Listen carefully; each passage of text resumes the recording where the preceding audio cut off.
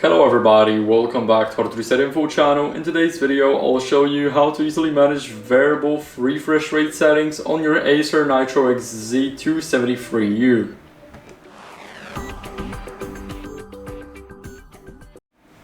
So first, what we want to do is we want to click the power button right here and go over to the menu. Here we need to go to gaming and select the variable refresh rate. Here we can disable it. As you guys can see, now our monitor will turn off and turn on again. As you guys can see, now we can go back here and here we can enable it. So it will also do the same thing. Basically it will turn off and on.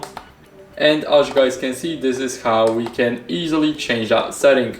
So that's basically it. I hope this video helped you. If it did, then leave a like, sub and a comment, and I'll see you in the next one.